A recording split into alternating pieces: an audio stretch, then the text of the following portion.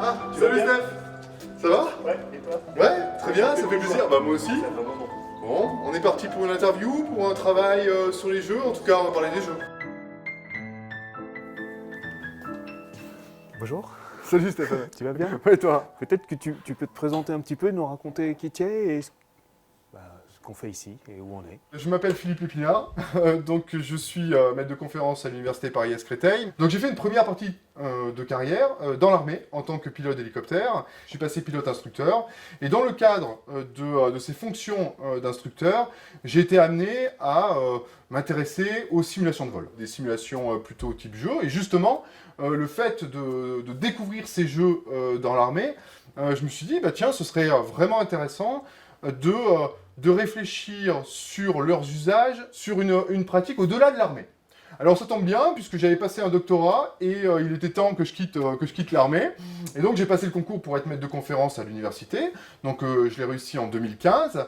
Et là, j'ai eu la chance d'être avec une équipe de direction qui m'a soutenu pour ce projet, de reproduire toute l'expérience militaire qu'on avait acquise avec l'usage des jeux dans la formation, dans l'enseignement supérieur. Et pour ça, eh bien, on a acheté des jeux. On a commencé à tester des jeux pour voir si certains ne pourraient pas servir à améliorer ou à faire évoluer la formation. Et à partir de là, et pour organiser nos expérimentations ludopédagogiques, on a eu besoin d'un lieu, d'un tiers-lieu, d'un lieu spécifique, et c'est où vous êtes, c'est le GameX Lab. Donc le GameX Lab, c'est un Fab Lab ou un Game Lab d'expérimentation ludopédagogique où les enseignants viennent avec des étudiants expérimenter l'usage de jeux dans la formation. Toutefois, c'est vraiment juste le début, puisque nous, l'objectif, ensuite, c'est d'aller avec des étudiants dans des classes. Donc ici, généralement, on expérimente par petits groupes sur un simulateur, sur un jeu particulier, on voit ce que ça donne. On améliore, on imagine le dispositif qu'on va mettre en œuvre, et ensuite on va dans les salles de classe normales, où là, on déploie les jeux qui ont été expérimentés dans une première étape ici. On a gagné pas mal de prix, on a gagné une quinzaine de prix, qui nous ont permis aussi de financer le matériel que tu vois ici, puisque les simulateurs de vol, si les jeux ne coûtent pas très cher, les simulateurs de vol, c'est un autre coût. Mais donc, en gagnant plusieurs prix, en étant bien soutenu par la direction, on a pu lancer ce projet, et là, des collègues m'ont rejoint, on a commencé ce travail de recherche, donc c'était en fin 2015, début 2016. Alors là, par exemple, on a des jeux de rôle qui sont des jeux de rôle issus du monde du loisir. Nous, ici, dans notre Fab Lab, on parle de jeux de rôle, on parle vraiment de ces jeux qu'on peut acheter dans le commerce, où les étudiants vont prendre un rôle de magicien, de guerrier, etc., pour que, justement, ils sortent de leur vrai rôle. Et ça, c'est une autre caractéristique du projet, c'est cette fameuse décontextualisation. On a fait le pari initial, ou plutôt l'hypothèse, si on veut être dans un domaine de recherche, comme quoi, si on sort l'étudiant de la condition future ou imagée qu'il va avoir, on aura un lâcher-prise plus fort, plus important, et donc on pourra, une authenticité plus forte. Qui dit authenticité, dit ensuite, en débriefing, un vrai débat autour de ce qui s'est passé. Et est-ce que ça veut dire que s'il n'a pas cette image-là, il va imprégner le personnage de façon plus naturelle? Oui, il va imprégner le personnage de façon plus naturelle, d'autant plus que quand ils sont en train de jouer, ils ne sont pas évalués. On veut vraiment qu'il y ait une dynamique de l'authenticité, et donc on leur dit vraiment de jouer le rôle. Si c'est un magicien, il va vraiment jouer le rôle de magicien. Mais nous, le scénario qu'on a préparé, on sait bien que pour qu'il soit réussi, il va falloir que de manière un petit peu intuitive, ils mettent en œuvre ces connaissances sans avoir de mots dessus. Finalement, le jeu de rôle, son petit surnom, ça s'appelle le théâtre de l'esprit. Donc quand on est là, on fait du théâtre. Mais on n'est que 4.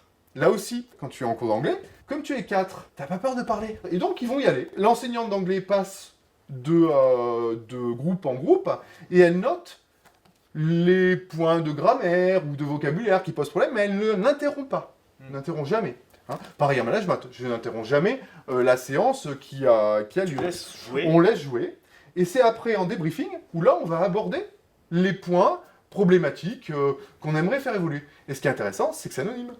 puisque l'enseignant d'anglais va dire, bah voilà, j'ai vu qu'il y avait tel point de grammaire qui n'était pas maîtrisé, mais sans pointer du doigt un étudiant. Tu amènes un élément supplémentaire ou c'est tout le temps la même chose et finalement c'est juste cette répétition qui fait que ça s'intègre? Non, c'est ça. C'est-à-dire que c'est cumulatif et il n'y a que la dernière séance, qui est généralement l'apothéose la plus complexe, hein, voilà, où là, il n'y a pas de théorie supplémentaire, mais effectivement, à chaque séance, en fin de séance, on apporte un élément théorique supplémentaire.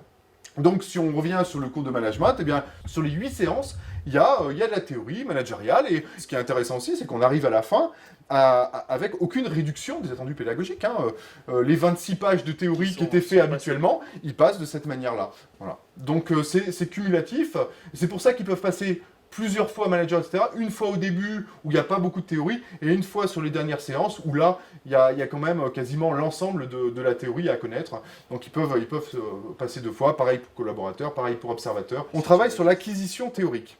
C'est-à-dire que là, l'idée, c'est que les étudiants, ils apprennent la théorie. Puisqu'une compétence, si on regarde la définition simple d'une compétence de Tardif, c'est un ensemble de ressources qui inclut notamment la connaissance. Donc s'il n'y a pas la connaissance, bah, techniquement, on ne peut pas vraiment devenir compétent.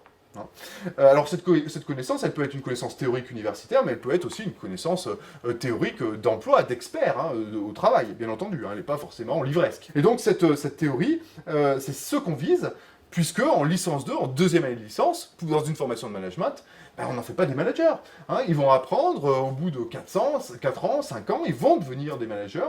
Mais en revanche, ce qu'on s'est rendu compte, c'est que même si on ne vise pas la compétence en tant que telle, on vise ce qu'on appelle les proto-compétences. Ou du moins, elles se génèrent automatiquement. En voulant viser que de l'acquisition théorique, mais au travers d'une activité expérientielle, donc où on bouge, où on vit, où on reproduit une situation de gestion, eh bien en fait les compétences, elles commencent à monter. Elles commencent à se construire. Mais comme elles ne sont pas finalisées, puisqu'elles seront finalisées qu'après de nombreuses années en tant que manager, c'est pour ça qu'on parle de proto-compétences, mais c'est un effet de bord qui n'était pas forcément, et qui n'est toujours pas, recherché par défaut. Nous, c'est vraiment des cours d'enseignement théorique que nous cherchons.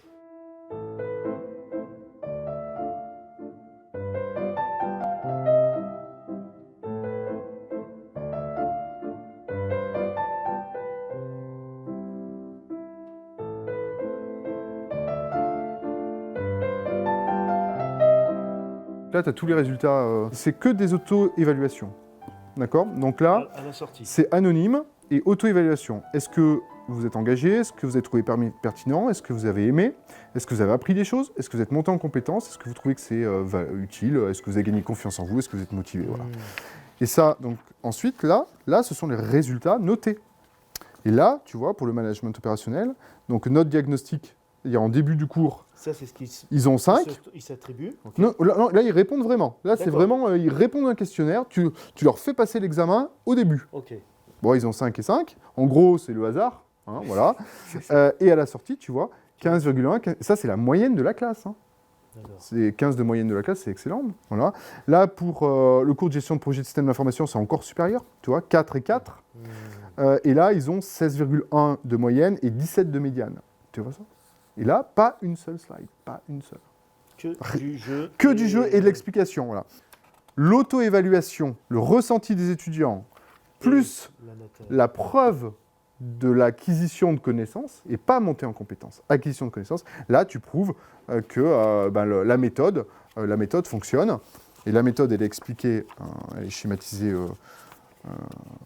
Voilà, présentation du dispositif pédagogique, tu as tout le sous-bassement théorique et tu as aussi toute la structure en elle-même, les cours qui ont été utilisés avec le story world, la narration partagée, voilà, ça t'explique comment construire un scénario pour que ça fonctionne. Ensuite là, c'est vraiment la présentation du dispositif en tant que tel, comment choisir les jeux, quels sont les jeux qui sont présentés ici, quels sont les cours. Tu vois, donc il y a pas mal de cours, hein, plus que ce que j'ai dit au début, hein, finalement. Donc là, c'est toute la partie, comme tout article scientifique, tu as une revue de littérature, hein, ce qu'on appelle, pour aller voir un petit peu ce qui se faisait déjà. Est-ce que certains ont déjà complètement converti des enseignements ou créé des enseignements pour l'acquisition de connaissances. Donc là, c'est toute la partie épistémologique, qui est toujours présente dans les articles scientifiques. Donc Kirkpatrick et Kirkpatrick, c'était des modèles d'évaluation des formations. Donc quand je dis pertinence, satisfaction, etc. J'ai cité Coralie David aussi pour l'intercréativité. Coralie David, c'est une chercheuse française en littérature comparée. C'est pourquoi tu as dit? C'est l'intercréativité. Ensuite j'ai cité Mintzberg. Mais là c'est qu'un titre d'exemple, c'est qu'un exemple de théorie, mais bon, les 10 rôles intégrés de Mintzberg.